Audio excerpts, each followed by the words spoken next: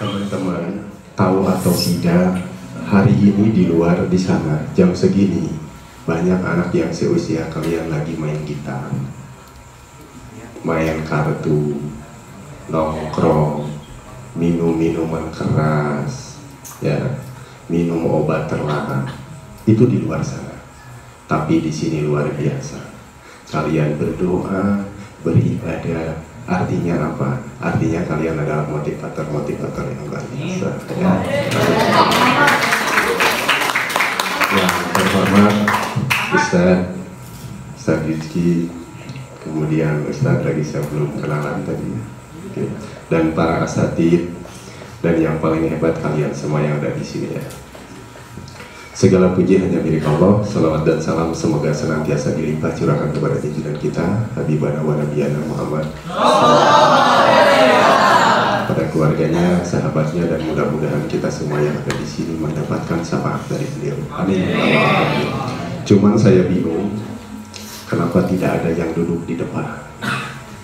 Padahal sebenarnya yang duduk di depan ini adalah calon-calon orang sukses. Ya. Jangan ke depan, jangan ke depan. Udah. Subhanallah. Karena apa? Karena kesuksesan itu butuh keberanian. Jadi bagi kalian yang tidak punya keberanian, maaf, sukses itu butuh keberanian. Keren, luar biasa. Gitu dong. Malah tadi saya berpikir begini, ya. Kalau tadi teman-teman duduk kayak gitu, terus ibu bapaknya datang ke sini, pasti mereka nangis. Ternyata anak saya itu penakut. Jangankan berbuat sesuatu untuk di depan saja, duduk di depan saja, tidak berani. Ya, oke. Jadi teman-teman, saya lanjutkan, ya. Oke. Hari ini mungkin saya mau tadi berkenalan dulu. Nama saya Dede Sudara. Alhamdulillah anak saya 4. Anak paling besar saya usia kelas 3 SMP. Jadi seusia teman-teman gitu. Jadi mungkin kalau adik-adik ke saya ini pantasnya bapak, ya. Pantasnya bapak. Karena anak saya juga seusia adik-adik di sini. Ya. Okay. D, setiap orang itu punya masalah, ya. Jadi setiap orang itu punya masalah. Barangkali di sini ada nggak yang nggak punya masalah? Ngacung yang nggak punya masalah, ngacung. D, jadi kalau nunjuk itu bukan ke samping, tapi ke atas. Bukan masalah, ngacung. Bukan begitu, ya. Tapi ngacung ini, yang punya masalah ngacung. 1, 2, 3, 4. Ya. Deh, jadi gini. Pernah ada ibu-ibu datang ke kantor saya. Kang Dede, saya tuh banyak masalah katanya. Bisa nggak Kang Dede menghilangkan masalah saya? Bisa, Bu. Dengan sangat cepat. Buka baju, jalan-jalan. Karena hanya orang gila yang tidak punya masalah. Jadi kalau punya masalah harus bangga, berarti sehat, ya.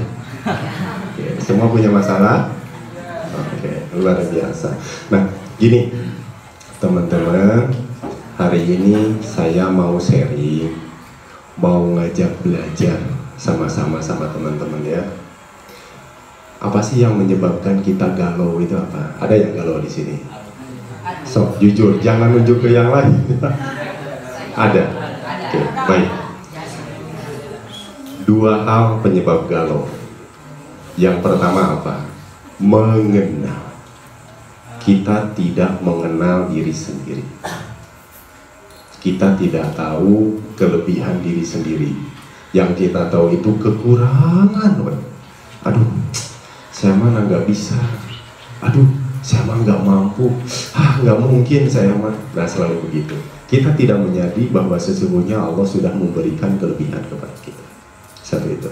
Yang kedua, memahami. Jadi kita tidak mau memahami karakter orang. Jadi dua hal ini sebenarnya yang menyiksa kita itu. Yang pertama, kita tidak mengenal diri kita. Yang kedua, kita tidak mau memahami orang lain. Nah, hari ini saya mau berbagi bagaimana atau apa saja sih ciri-ciri karakter manusia itu. Pengen tahu? Yakin? Oke, saya sebutkan dan teman-teman sambil mikir gini, oh ini saya nih, gitu kan. Oh ini saya, ya, siap? Kita belajar dari Rasulullah Sallallahu Alaihi Wasallam. Islam begitu besar, Islam begitu hebat. Kenapa?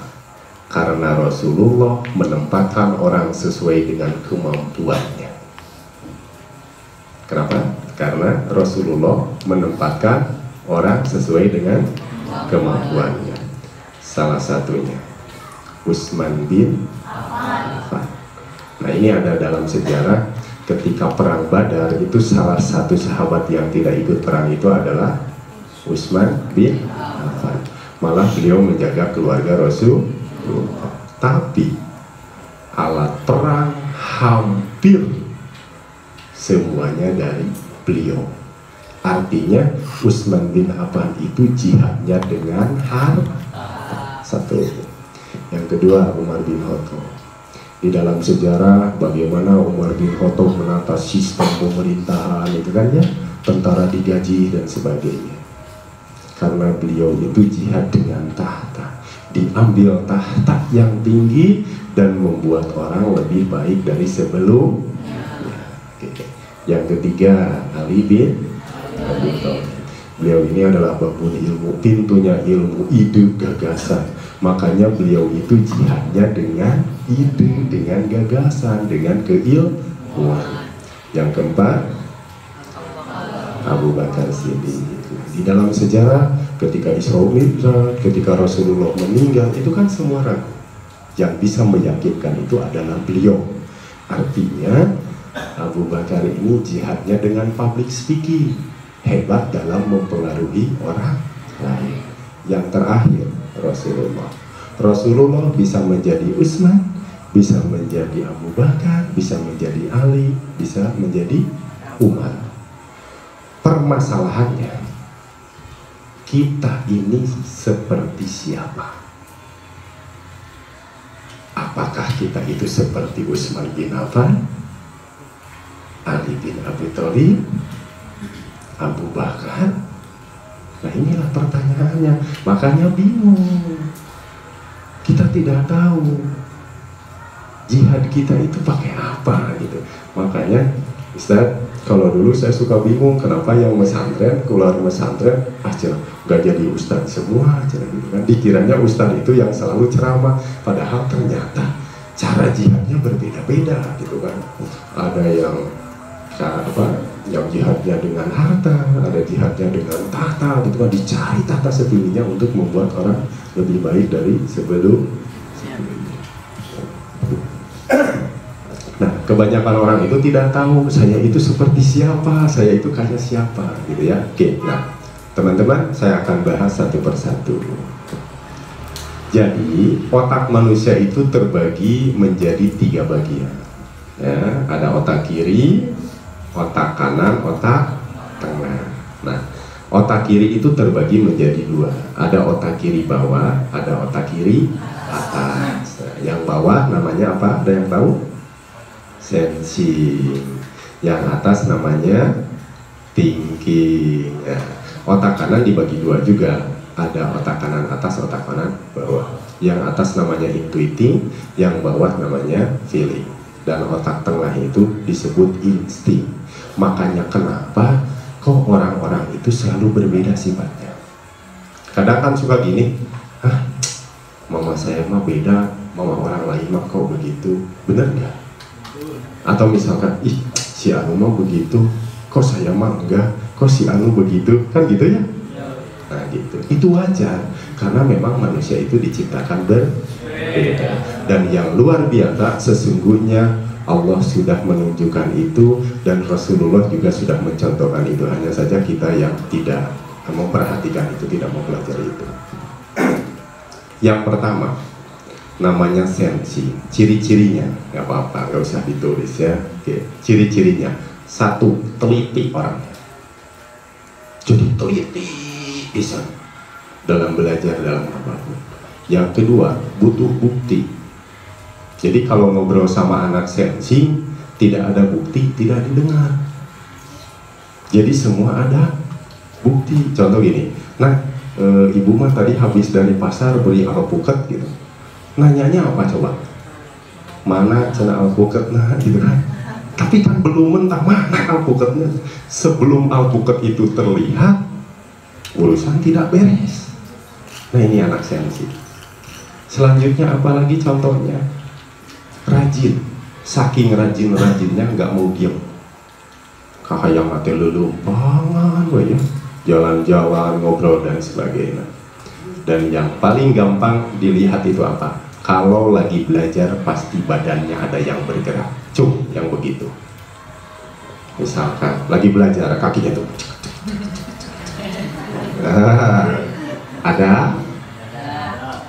Ada itu? Cung, ngacung mana? Ngacung. Nanti saya mau ngasih cara belajarnya bagaimana cara menghafalnya. Cung. Jadi kalau lagi belajar tuh pasti gerak-gerak gini. Gak mau diem. Nah, itu ya, udah diturunkan lagi. Terus kalau segala sesuatu itu harus untung, kudu diburuhan, harus dikasih reward, baru semangat. Dek, kamu awas ya, di pesantren harus rajin. Ya mas, tapi gitu. Ujungnya teh ayat tapi sih, matre ya. Ya. Gitu. Kalau ngobrol gitu, adek awas ya, pokoknya kamu harus rajin di pesantren. Ya mas, tapi gitu kan, apa aja gitu kan. Nah ini personality genetik namanya, sifat asli ya. Kenapa saya sampaikan ini? Supaya teman-teman paham, bagaimana cara belajarnya orang seperti ini. Satu, dia menandai bacaan. Jadi kalau buku bacaan itu pasti rusak. Dikasih ciri, dikasih stabilo gitu kan. Ada yang seperti itu. Cung mana?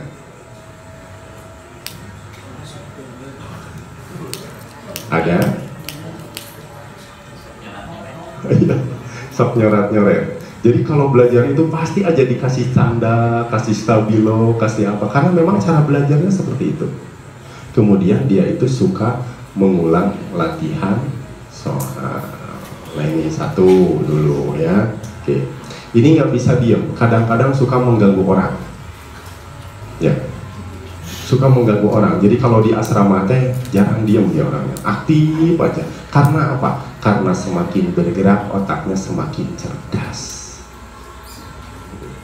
Makanya kalau ngaji ya metode menghafal itu cocok bagi dia.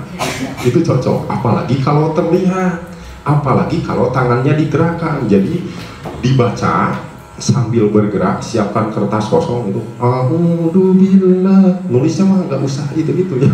Yang penting digerakkan. Alhamdulillahirrahmanirrahim. Itu menghafalnya lebih gampang. Nah, itu satu lah. Ini buat apa, pengalaman saja. Yang kedua namanya thinking, anak thinking. Ciri-cirinya apa? Dingin, jarang ngobrol, diam aja gitu, jarang ngobrol. Ya, temennya nggak banyak. Kemudian apa? Logis, rasional. Jadi lamun ngobrol teh harus masuk akal. Orangnya perhitungan ketat. Ya, sukanya belajar apa dia? Matematika, fisika. Ada yang seperti itu. Okay. Orangnya tegas, tuntut hak. Kalau kata Ustadz begini, adik-adik nanti kita bubar jam 10 lebih 15. Ustadz lupa, lebih 17. Paling jago tuntut hak ini.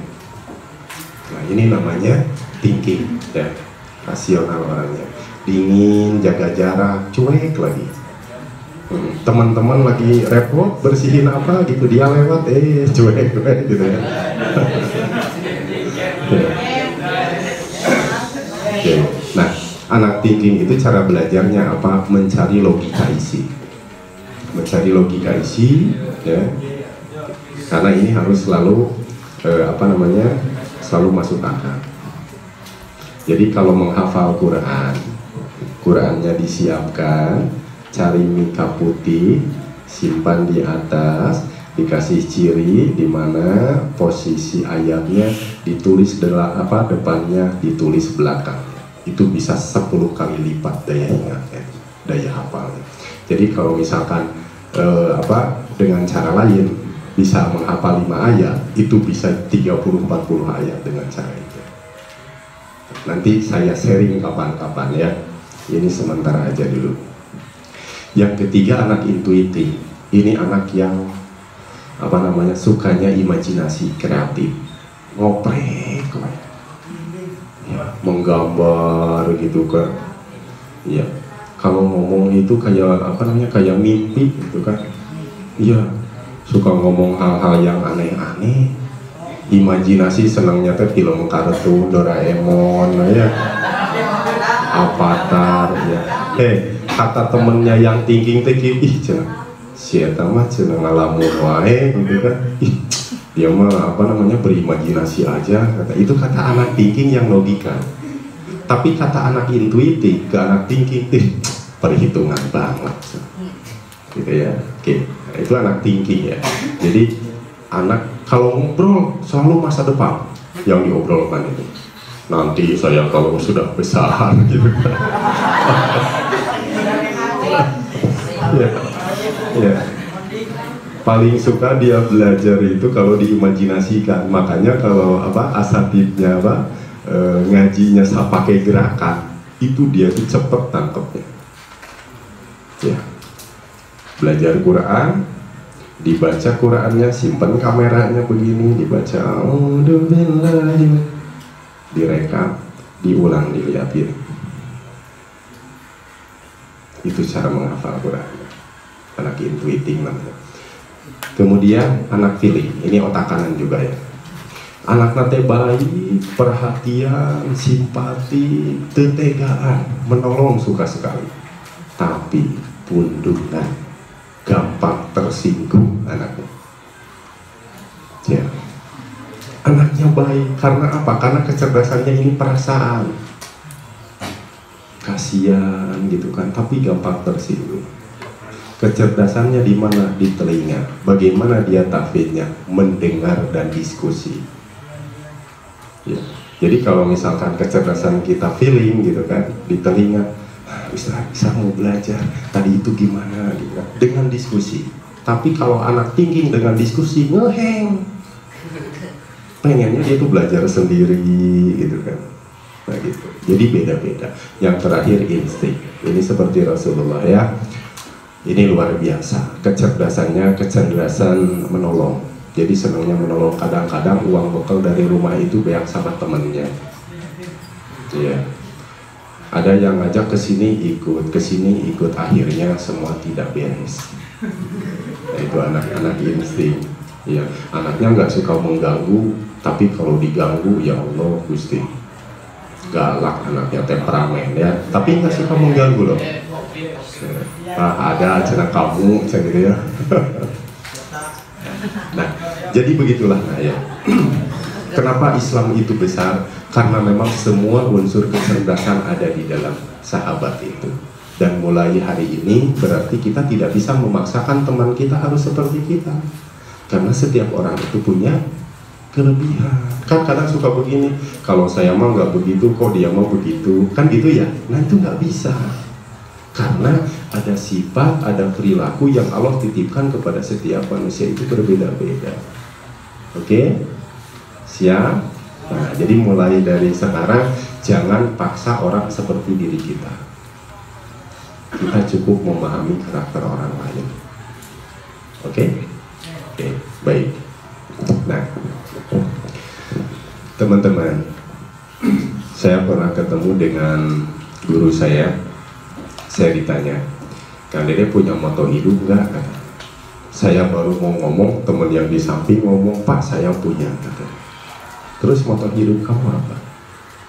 Kalau menurut kamu hidup apa? Hidup itu perjuangan. Kata. Oh ya, berarti selama hidup kamu akan berjuang seumur umur. Kata. Kamu tidak akan menikmati hasilnya, karena alam bawah sadarnya mengucapkan berjuang. Nah, makanya apa? Maksud daripada kata-kata itu artinya kita itu harus punya target. Kalau kita tidak punya target itu sulit, makanya belajarnya juga asal-asalan, pesantrennya juga asal-asalan. Nah, hari ini kita sama-sama bikin target ya. Siap? Oke, siap. Kita bikin target. Jadi gini, targetnya selama 1 tahun aja. Jadi kalau yang kelas 1 target di kelas 1, yang kelas 2 di target kelas 2. Sekarang kertasnya coba ditulis di situ nama lengkap sama kelas. Tulis dulu nama lengkap sama kelas.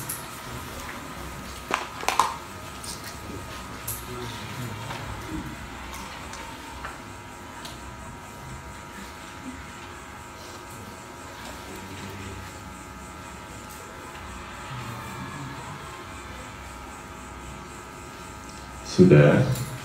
Oke. Sekarang coba tulis di bawahnya target sama dengan. Target sama dengan sih. Sudah? Oke. Sekarang coba tulis di situ apa target kalian selama 1 tahun ini. Mana yang kelas 1 SMP ada nggak? Oke. Nah, kamu tulis di situ target kamu selama kelas 1 SMP itu apa? Misalkan begini, selama kelas 1 SMP saya harus hafal berapa juz? Paham? Paham maksud saya? Oke, misalkan selama kelas 2 saya harus hafal sekian juz.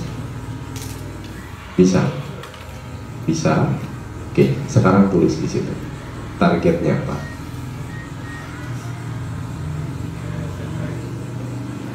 Misalkan kalau yang kelas 3, misalkan selama kelas 3 saya harus hafal 20 juz atau 15 juz gitu. Silakan tulis di situ. Jadi kita bikin target dulu ya.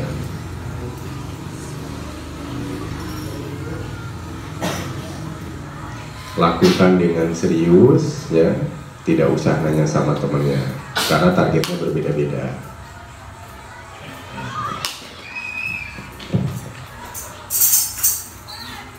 Coba saya mau lihat mana yang udah targetnya. Ada udah targetnya belum? Nanti di akhir dikumpulkan ini ya.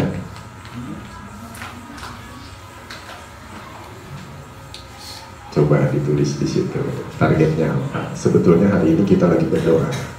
Mudah-mudahan Allah membukakan langit dan mengijabah doa kita ya, target kita. Coba ada sudah targetnya? Coba saya lihat. Gak dibaca kok.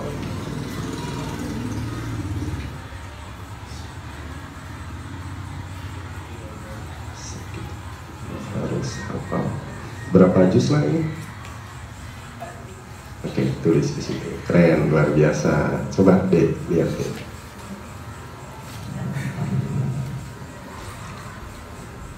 Target saya apa ini? Kecil banget tulisannya ya. Orangnya kecil, tulisannya kecil.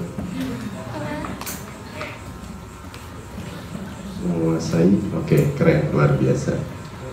Coba lihat apa targetnya. Ditulis dong di situ targetnya. Misalkan saya harus hafal sekian juz gitu. Ayo, coba ada di sudah? Coba yang belum mana, acungkan tangannya. Oke, yang belum cepat ya, diisi. Cepat deh.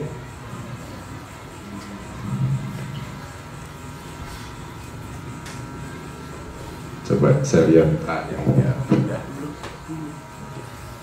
Ayo diisi targetnya. Target itu doa loh.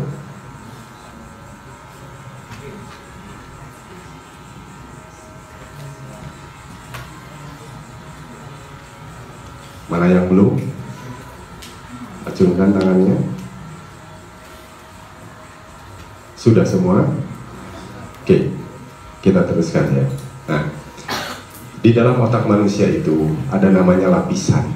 Lapisan itu terbagi dua, ada introvert, ada extrovert. Seperti di dalam agama, seperti di dalam Islam, Allah tidak membingungkan. Allah hanya memberi dua pilihan, surga atau neraka. Nah, sekarang tulis di bawahnya hukuman sama dengan, tulis di situ hukuman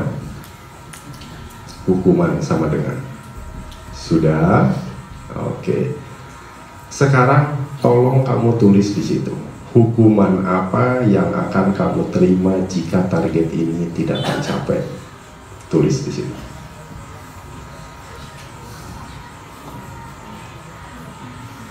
Tulis di bawah. Hukuman sama dengan, hukuman apa yang siap kamu terima jika target ini tidak tercapai.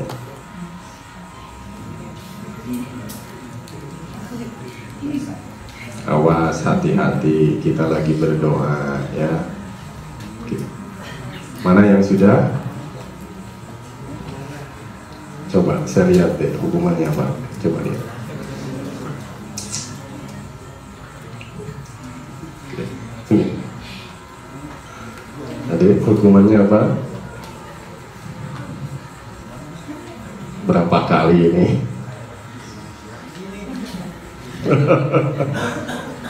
Hukumannya ringan-ringan banget ya. Coba saya lihat. Kenapa belum? Ayo diisi dulu hukumannya apa. Soalnya ini nanti ini akan ditulis ulang, ini akan disimpan nanti di Madi. Jadi nanti para asatid itu akan tahu, oh anak ini targetnya ini ya. Nanti pas bagian hukuman tolong undang saya ya. Coba ada lihat.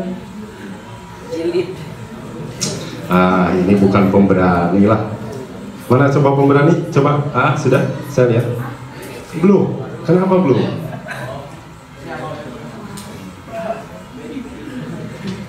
Mana yang belum? Mana? Yang belakang sudah? Oke. Subhanallah, luar biasa. Coba saya lihat. Boleh saya lihat.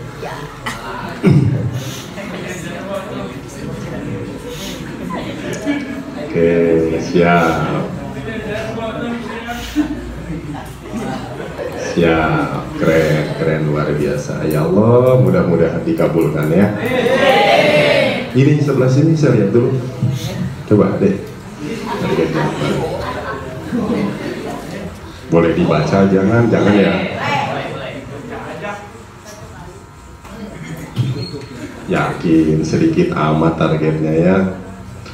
Ini hukumannya apa? Hukumannya tidak ada katanya. Oke, coba ditulis hukumannya apa di sini. Kita harus berani dong ngambil keputusan, harus bertanggung jawab ya. Coba, adik, lihat. Nggak boleh nyontek ya, beda-beda.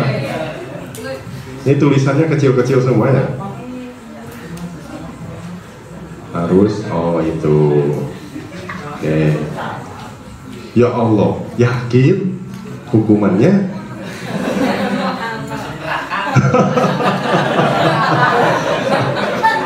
Ya. Jadi sekarang kita tahu target mereka kan. Ini bagus, keren. Adik coba lihat. Belum? Kenapa belum? Ayo tulis di situ. Adik coba, hukumannya apa? Subhanallah, tabarakallah. Oh, bentar. Ini ada yang luar biasa. Jadi di sini ada target, terus ada hukuman. Hukumannya istighfar 1000 kali. Jadi begini, mudah-mudahan targetnya tidak tercapai ya, biar istighfar 1000 kali. Bukan hukuman lah itu ya. Kalau istighfar, contoh gini misalkan, target saya kelas 3 20 juz. Kalau tidak tercapai saya siap dihukum membantu ibu selama sebulan.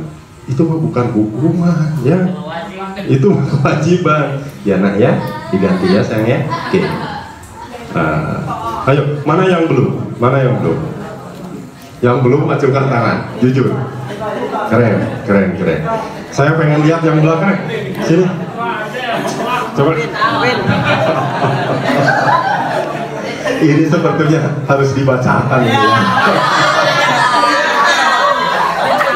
Awas, jangan target menikah dulu.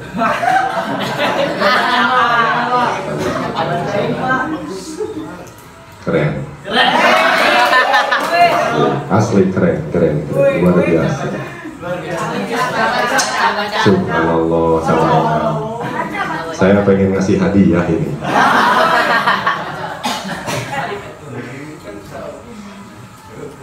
Gak bisa, ini hukumannya gak bisa, gak masuk akal. Udah, gini aja hukumannya. Iya, ini hadiahnya gak jadi. Kalau targetnya ini luar biasa teman-teman. Boleh saya bacakan? Ustaz, selama semester 6 saya harus tobat dari maksiat.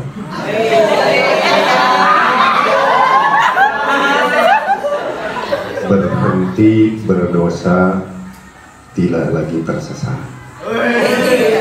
Jadi bahasanya puitis banget ya. Oke. Cuman sayang ini hukumannya. Jika target saya tidak tercapai, saya siap berhenti jadi manusia.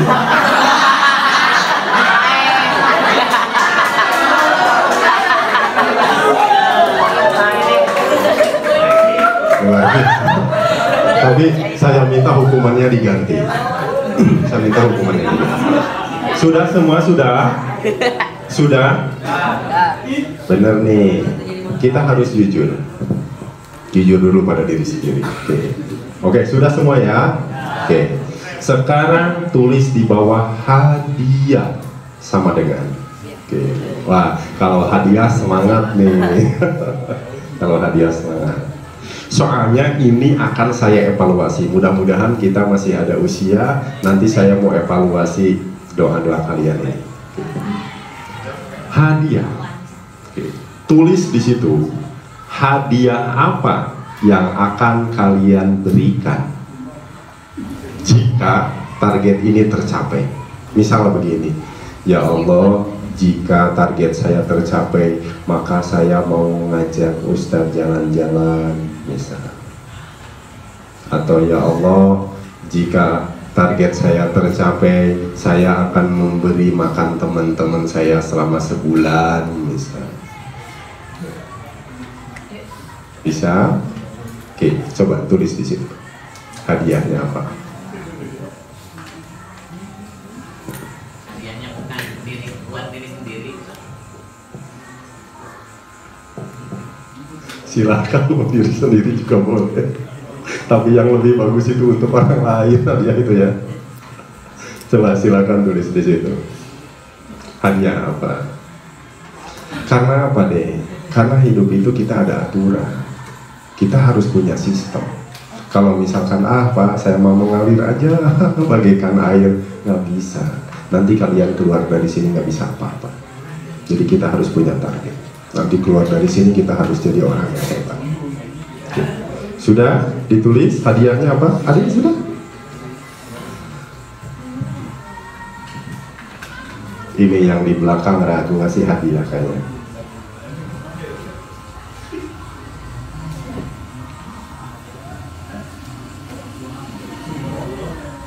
Mana yang sudah? Coba.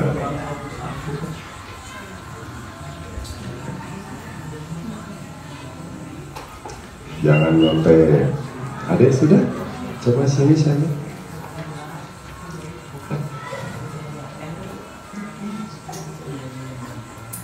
Wah, subhanallah. Mudah-mudahan ya, saya doakan ya anaknya biar tercapai. Coba sini. Oh, belum. Kenapa belum? Gimana kalau saya hitung sampai 5 ya? Semua harus selesai.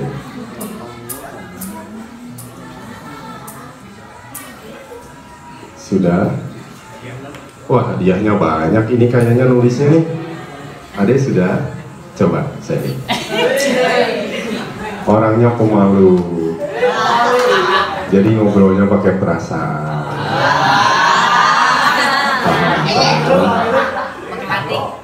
Subhanallah.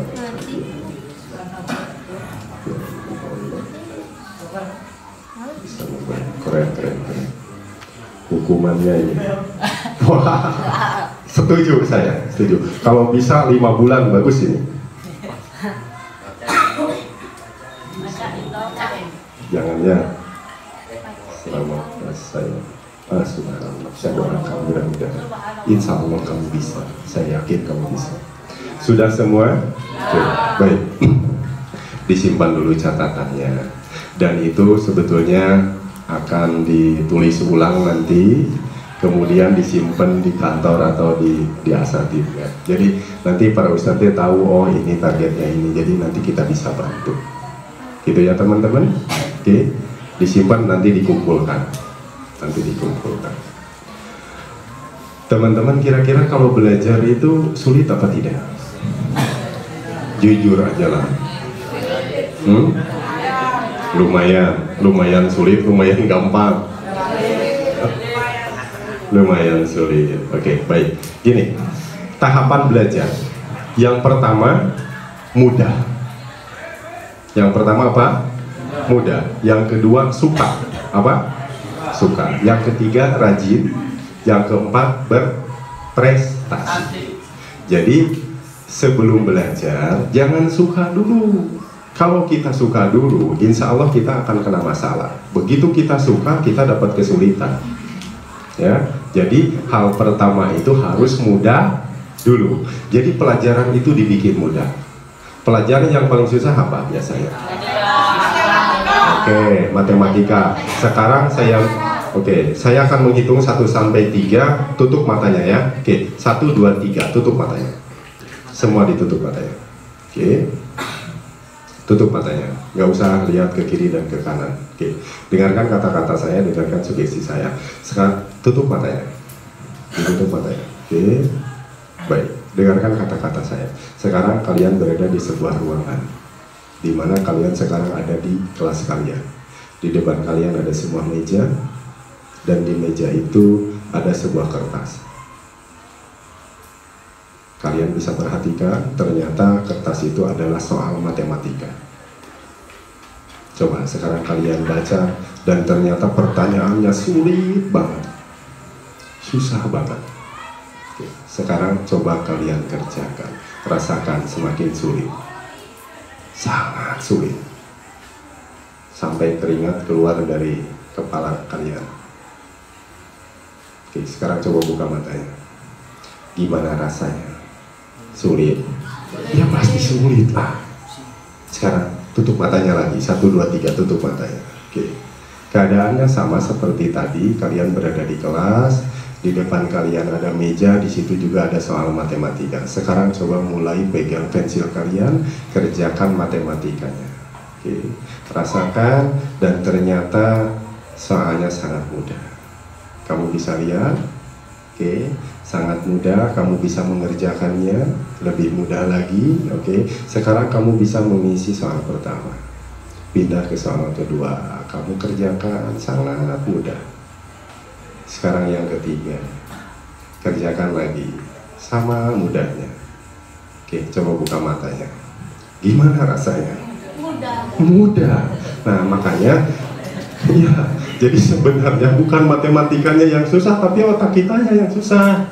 Jadi mulai besok pas bagian bahasa Arab, mudah, itu ya. Iya, pas begitu mau masuk matematika ya, belajar matematika, mudah. Semua harus diawali dengan mudah. Nah, insya Allah semua akan baik-baik saja. Apalagi sekarang kan ada yang mau UN ya, betul? Oke. Besok begitu kalian mau masuk sekolah, di luar diam dulu sebentar. Oh, besok libur. Ya, nanti hari Senin. Kalau libur hafal ya. Oke. Pas poe Senin gitu kan, masuk ke sekolah. Bismillahirrahmanirrahim. Mudah. Karena semua itu harus diawali dengan mudah. Oke. Nggak saya jelaskan lebih detail, nanti malah pusing. Teman-teman, saya mau nanya, di sini ada nggak yang merasa orang tuanya rewel? Ada kan? Sering terganggu dengan ibu, dengan bapak, rewel banget ya. Adek, awas, di pesantren kamu nggak boleh nggak boleh pusing. Awas kamu nanti panas kepala ya. Oke, saya hitung 1 sampai 3, 1, 2, 3, tutup matanya. Tutup matanya. Oke, nah ini kita sambil belajar terapi.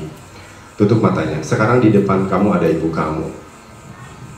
Bawel minta ampun, ngomong sama kamu, ngatur-ngatur. Kamu bisa lihat matanya gitu kan, ngatur-ngatur gitu. Nah sekarang datang bapaknya juga, sama seperti itu. Bawel, marahin kamu. Coba rasakan hati kamu sangat kesal. Rasakan hati kamu sangat kecewa, dimarahin terus sama ibu. Kamu diatur-atur. Oke, buka matanya. Gimana rasanya? Oke, ya? Kesal ya? Oke. Ikuti saya 1, 2, 3, tutup mata kamu. Tutup mata kamu. Oke, semua ikut ya, tutup matanya. Sekarang situasinya sama, kamu sekarang berada di rumah. Kamu duduk sendiri. Hening sekali. Tidak ada yang ngomel-ngomel sama kamu. Tidak ada yang marah-marah. Tidak ada yang ngatur-ngatur. Kamu duduk di sebuah kursi. Dan ternyata Allah sudah mengambil kedua orang tua kita. Kamu duduk di situ, kamu sudah tidak bisa mendengar lagi kata-kata orang tua kamu. Mulai sekarang tidak ada yang memarahi kamu. Tidak ada yang ngomel sama kamu. Kamu duduk di situ sendiri, sepi sekali. Coba kamu perhatikan di rumah, gak ada siapa-siapa. Gak ada teman buat ngobrol. Biasanya kalau kita pulang dari pesantren, ketemu, terus kita curhat. Nah hari ini tidak ada. Kita duduk sendiri di situ. Oke, sekarang coba buka matanya. Gimana rasanya? Sedih. Kamu mending orang tua kamu ngomel, mending yang pertama apa mending yang kedua? Dia omel-omel. Yakin? Serius? Berarti besok-besok kalau pulang dari sini dia omel-omel biarin. Oke, keren, luar biasa.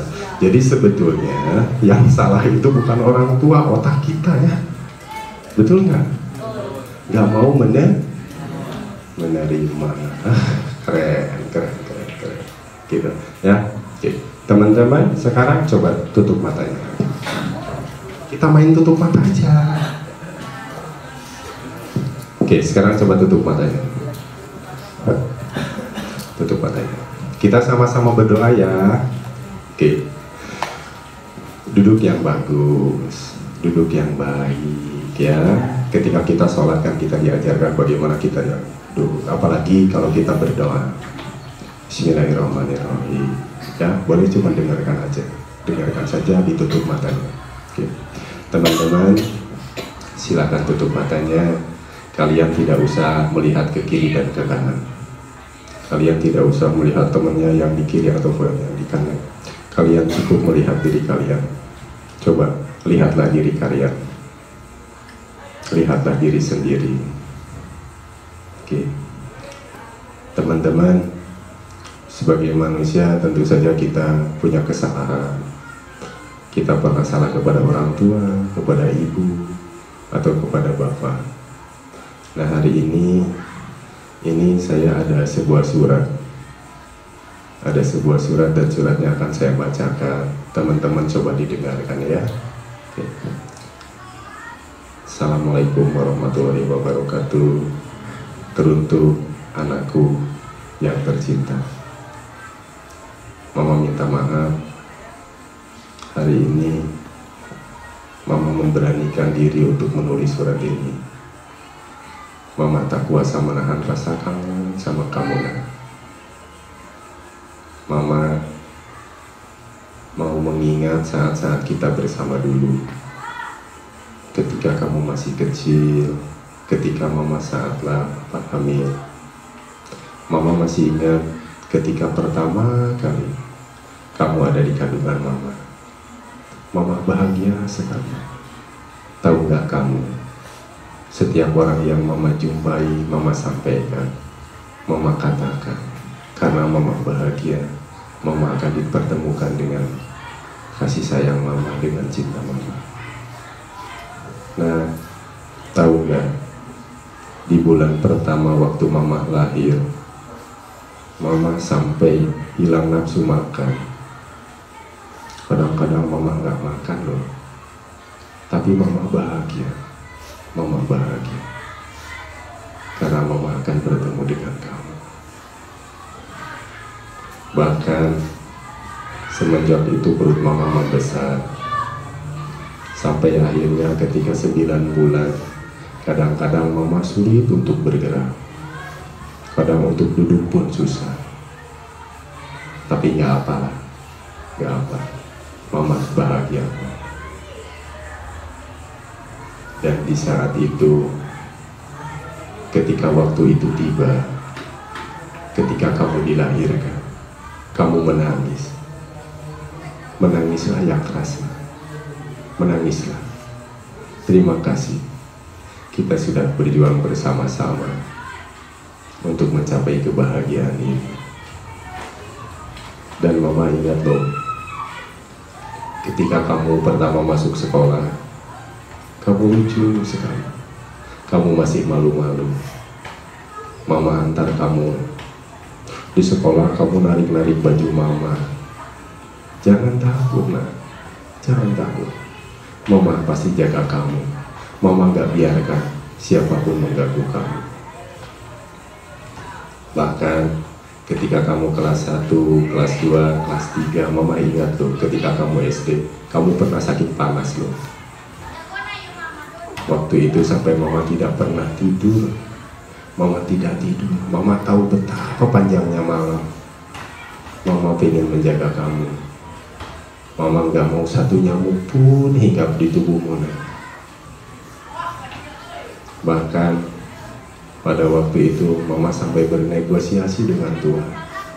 Jika saja rasa sakit ini bisa berpindah sama mama, mama mau. Biarkan mama yang merasakan sakit ini. Biarkan mama yang demam. Mama gak tega lihat kamu. Mama gak mau sakit. Mama gak mau terjadi apapun sama kamu. Oke. Sekarang kamu sudah besar. Kamu sudah SMP. Kamu sudah SMA. Tapi akhir-akhir ini mama bingung. Mama bingung, kenapa sekarang kamu berubah? Sekarang kamu berani marahin mama. Bahkan kamu berani bentak-bentak mama. Kamu berani bohongin mama. Apa salah mama? Kenapa sekarang kamu berubah? Mama minta maaf nak. Selama ini mama tidak bisa jadi ibu yang baik. Tidak bisa jadi ibu yang kamu inginkan. Tapi percaya, bukan mama tidak mau, cuma mama tidak mampu. Mama tidak mampu. Bahkan akhir-akhir ini kamu cuek sama mama. Dulu kamu sayang sama mama, kamu sering meluk sama mama, kamu tidak berbohong sama mama. Tapi sekarang kamu sudah berani berbohong. Kamu sudah hianati mama. Kamu sudah kecewakan mama. Tapi nggak apa-apa. Kamu tetap anak mama yang terbaik. Kamu tetap anak mama yang hebat. Kalau memang kamu sayang sama mama, mama nggak minta kamu kembalikan susu yang kamu minum. Mama nggak minta bubur yang kamu makan. Cuman mama minta, kalau memang kamu sayang sama mama, mulai hari ini jadilah anak yang baik. Belajarlah yang tekun. Berakhlak yang baik. Kita tidak pernah tahu, mungkin hari ini kita bisa bersama-sama. Mama tahu kamu bukan milik mama, begitupun mama. Kalau kamu selalu marah sama mama, bisa saja nanti Allah kecewa, Allah marah. kemudian Allah mengambil mama. Oke. Anakku, mumpung kita masih diberikan kesempatan bersama-sama, ayo kita saling menyayangi. Maafkan mama, maafkan bapakmu ya Naya. Itu aja mungkin yang bisa mama tulis. Mama doakan kamu bisa jadi anak yang saleh.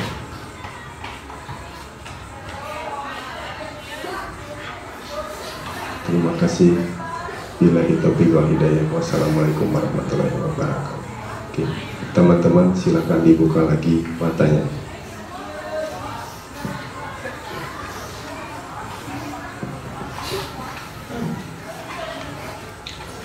Jadi ada pertanyaan kepada saya dulu, Pak Dede, saya tidak percaya diri katanya. Gimana supaya bisa percaya diri? Saya selalu melibatkan orang tua saya di dalam hati saya. Saya selalu berjanji kepada orang tua bahwa saya tidak akan mengecewakan mereka, sehingga itu jadi kekuatan bagi diri saya. Gitu ya. Oke. Teman-teman, sebelumnya ada yang mau bertanya dulu? Silakan yang mau bertanya.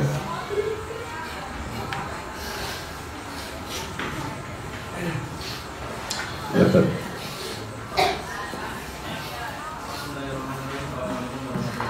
Waalaikumsalam warahmatullahi wabarakatuh.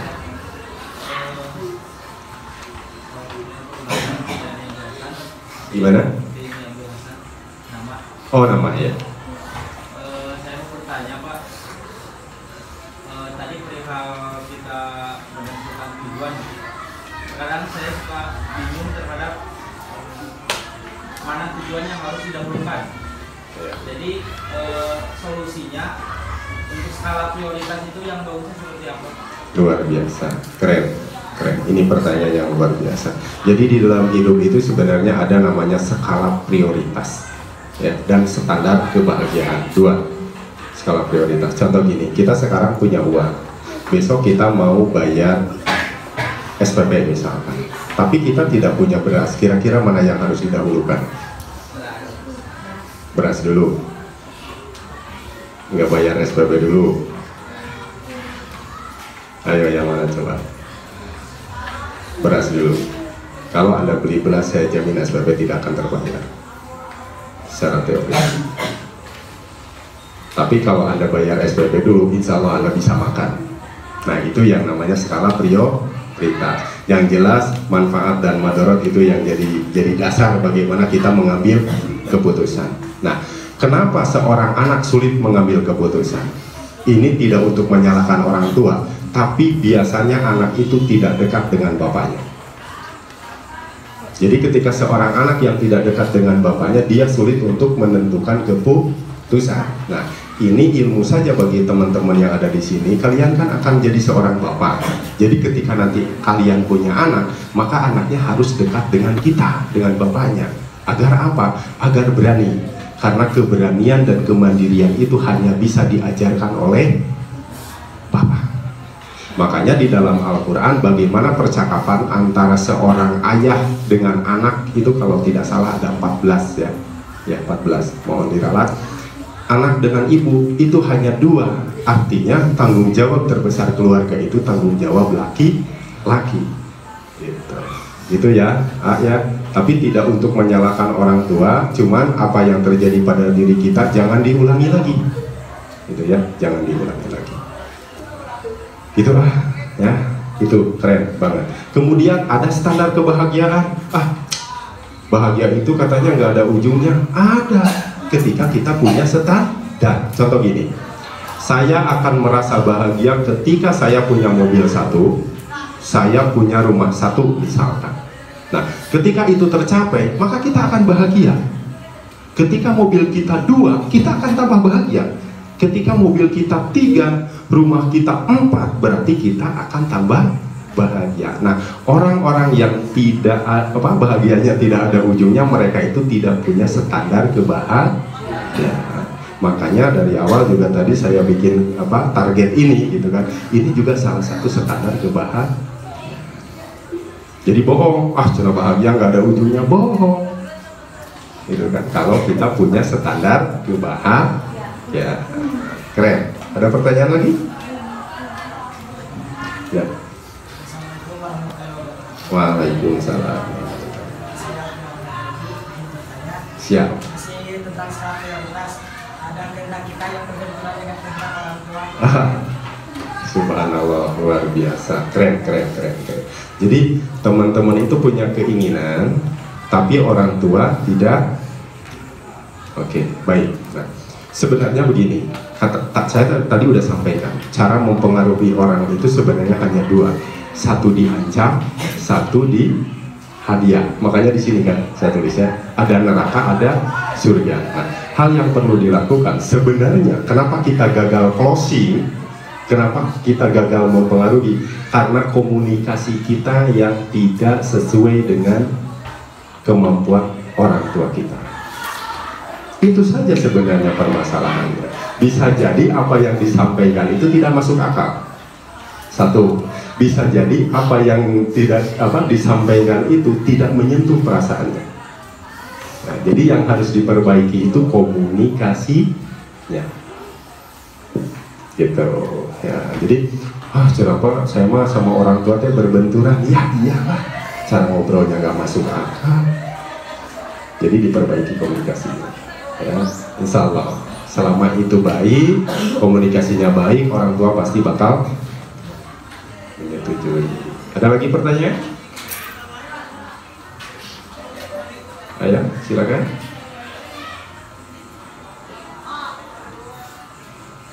Masih ada?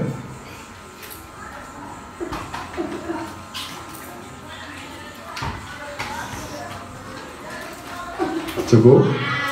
Ya, mungkin untuk sesi perkenalan saja ini ya tadi ya. Oke. Teman-teman, terima kasih waktunya. Luar biasa, hari ini saya pulang dari sini saya membawa ilmu. Serius, saya membawa ilmu, saya membawa pengalaman dari teman-teman kalian. Jadi jangan berpikir Kang Dede ini misalkan yang sharing ilmu, tidak. Tapi hari ini saya membawa ilmu dari kalian. Terima kasih ya. Saya doakan kalian jadi orang yang berhasil, ya, jadi ulama-ulama besar. Ya, oke, itu aja mungkin bisa. Wabillahi taufiq wal hidayah. Assalamualaikum warahmatullahi wabarakatuh.